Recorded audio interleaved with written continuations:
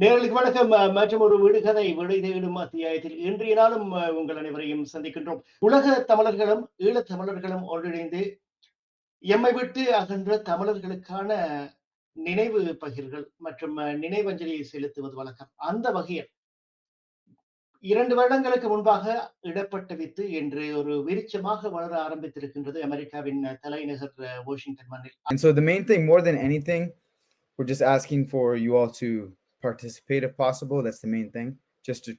If you are willing, we also would appreciate donation, but it is not at all required.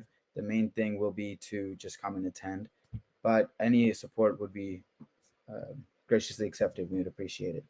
And yeah, thank you, Rupanana, for this opportunity to spread the message. Thank you, Niraj.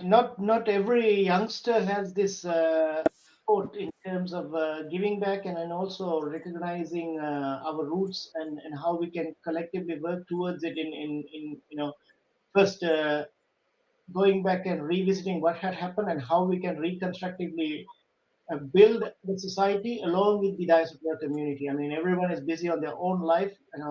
Three of you have got together and have come to this point on the 3rd year. So congratulations on achieving this milestone, and congratulations in moving towards having this tree come true as well as a memorial tree, which is pretty much a significant event in my humble opinion. I mean, we've tried several ways. It couldn't materialize in the last 2 years, but you guys took the initiative and got it done. So kudos to you. That being said, let me bring Divi into the stage as well. So Divi can explain what has happened, why are we doing this, how people can be part of this in person, and in their thoughts as well. At the same time, how collectively we can work towards to pass on this to the next upcoming generations as well. So that being said, Divi, welcome to the show. Vanakkam, Divi. என்னுடைய பேர் திவி காங்கேயன். நான் இலங்கையில் தான் பிறந்தேன். யாழ்ப்பாணத்தில் ஈழ யுத்தம் மிக கடுமையாக நடந்து கொண்டிருந்த நான் பிறந்தேன் யாழ்ப்பாணத்தில். அதுக்கு பிறகு நான் கொழும்பில் தான் வளர்ந்தேன். கடந்த 17 வருஷமா நான் அமெரிக்காவில் வசிக்கிறேன். கடந்த 4 வருஷமா மேரிலாண்ட், வாஷிங்டன் டிசிக்கு பக்கத்தில் இருக்கிற மாநிலத்தில் வசித்து வருகிறேன்.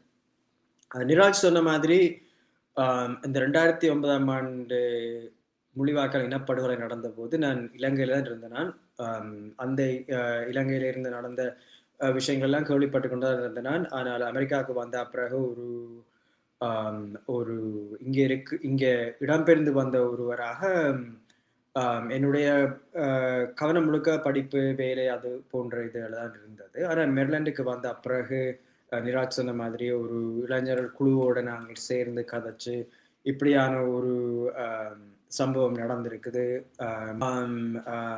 மே 17ஆம் தேதி 2லிருந்து 4 மணி பிற்பகல் நாங்கள் இந்த நிகழ்வு ஒரு கணக்குகளின்படி 1.5 லட்சத்துக்கு மேலான மக்கள் இந்த 2009ஆம் ஆண்டு அந்த கடைசி யுத்த நேரம் மாத்திரமே இறந்திருக்கிறார்கள். அதற்கு முதலும் எவ்வளவு தமிழ் மக்கள் இந்த போரால பாதிக்கப்பட்டிருக்கிறார்கள். இங்க வசிக்கிற மக்களே கன பேர் அந்த மாதிரியான பாதிப்புகளை சந்தித்து தான் அமெரிக்கா மண்ணுக்கே வந்திருக்கிறார்கள். விக்டர் டே என்றுதான் கொண்டாடப்படுகிறது. அந்த மக்கள் உயிர் நீத்ததை ஒரு நினைவு தினமாக கூட தமிழ் மக்களுக்கு கொண்டாட முடியாத ஒரு நிலைமை தான் கன இடங்களில் நடந்திருக்குது. மக்கள் வருடம் பூராகவும் வந்து தங்களுடைய அஞ்சலியை செலுத்தக்கூடிய ஒரு இடமாக கருதித்தான் நாங்கள் சகல வேலைகளை செய்திருக்கிறோம். நன்றி திவி. மே 17ஆம் தேதி 2026ஆம் ஆண்டு 2 மணியிலிருந்து 4 மணி வரைக்கும் கெய்டர்ஸ்பர்க் நகர்ல இருக்கிற போகர் பார்க், கூகுள்ல போய் நீங்கள் டைப் பண்ணீங்கன்னா போகர் பார்க் கண்டு அனைவருக்கும் இலகுவாக வந்தடையக்கூடிய இடம். அந்த போகர் பார்க்ல தான் இந்த மர நடுகை அல்லது மர நற்றுக்கு அதன் ஆரம்ப கட்டுமான பணிகள் நடைபெற்று முடித்து விட்டது. அது உத்தியோகபூர்வமாக நாங்கள் ஆரம்பிப்போம்.